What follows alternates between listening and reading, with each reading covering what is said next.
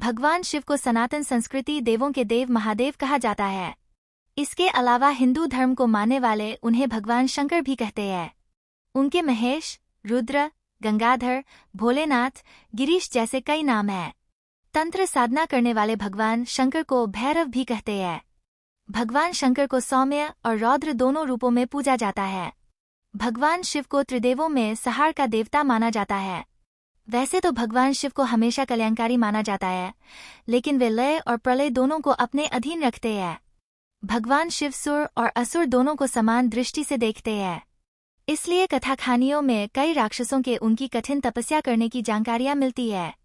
भगवान शिव के कई अन्य भक्तों में एक लंकाधिपति रावण भी हुए। कई राक्षसों ने उन्हें अपने तप से प्रसन्न कर मनचाहा वरदान पाया। सवाल ये उठता है कि भगवान शिव के भक्तों की कई कहानियां सुनी सुनाई जाती है, लेकिन उनके पहले शिष्य की जानकारी बहुत कम उपलब्ध होती है। जानते हैं कि भगवान शंकर के पहले भक्त कौन थे? भगवान शिव के पहले शिष्य कौन थे? भगवान शिव के पहले शिष्यों की जानकारी पुराणों में मिलती है। पुराणों के मुताबिक भगवान शिव के सबसे पहले शिष्यों में सप्तऋषियों की गिनती होती है। मान्यता है कि सप्तऋषियों ने भगवान शिव के ज्ञान का प्रचार धरती पर किया था। इसी की वजह से विभिन्न धर्म और संस्कृतियों की उत्पत्ति हुई। ये भी माना जाता है कि भगवान शिव ने ही गुरु शिष्य परंपरा की शुरुआत की थी। शिव के सबसे पहले शिष्यों में बृहस्पति, विशालाक्ष, शुक्र, महेंद्र, प्राचेतस मनु, सहस्राक्ष और भारद्वाज शामिल थे। क्या एक है भगवान शिव और शंकर? ज्यादातर सनातन परंपरा के अनुयायी शिव और शंकर को एक ही मानते हैं।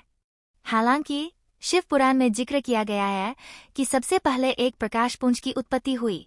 इस प्रकाश पुंज से ब्रह्मा और विष्णु की उत्पत्ति हुई।